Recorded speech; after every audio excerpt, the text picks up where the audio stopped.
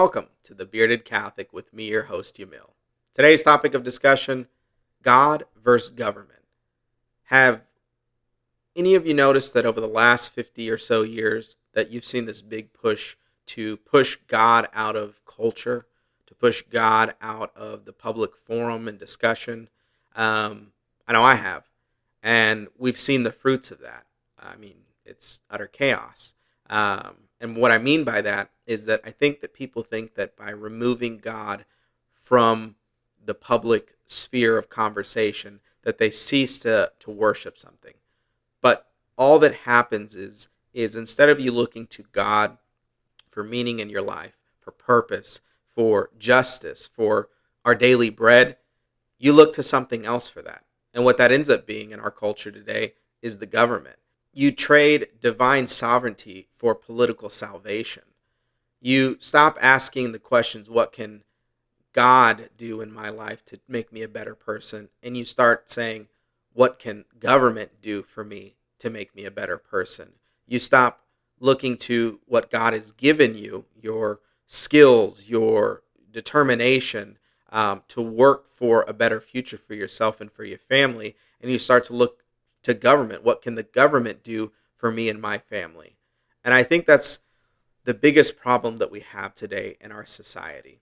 I think that people think that by switching their point of view from a God-centered one to a government or a secular-centered one, that they remove the problems that religion comes with.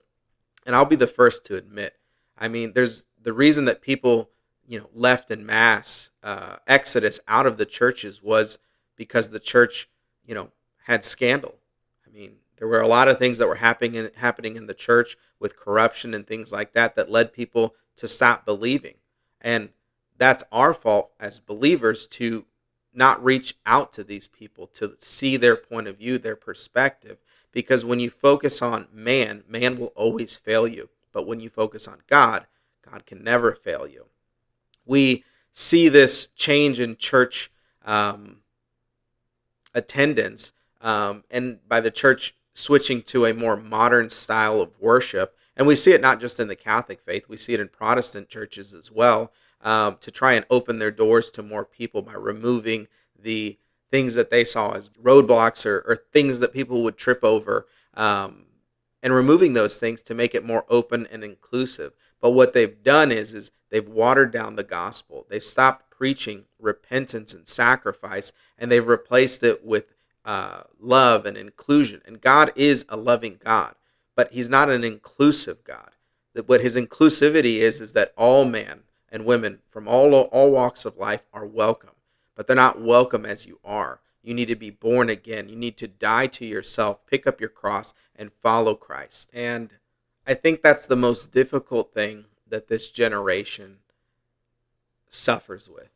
They suffer with being told from a very young age that their point of view matters, their feelings matter, that they are their arbiter of their own truth, that your truth is your truth and my truth is my truth. But unfortunately, there's only one truth, and that truth is that Christ is King.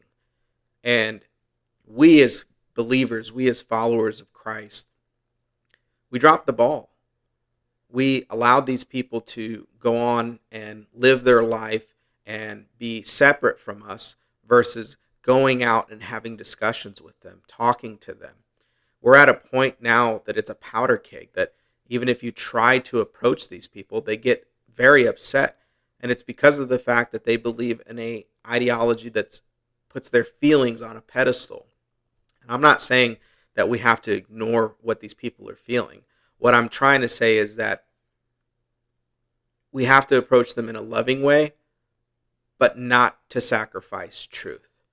We have to refocus not only ourselves by participating in government, in voting, and making sure that when we do vote, our Christian values are at top of mind, and that we hold the people that are in office accountable to God, not to ourselves. Because if we hold them accountable to ourselves, I mean, we're flawed. We are finite creatures with limited knowledge of the world around us.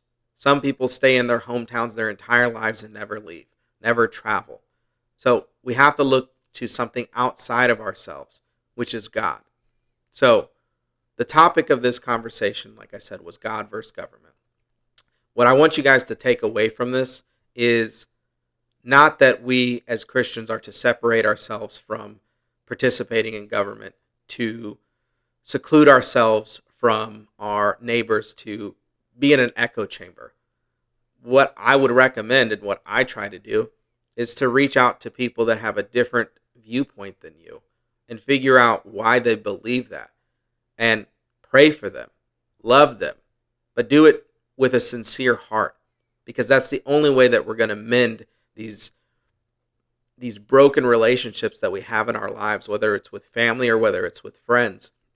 We have to bring the gospel to these people. We have to bring the love of Christ to these people.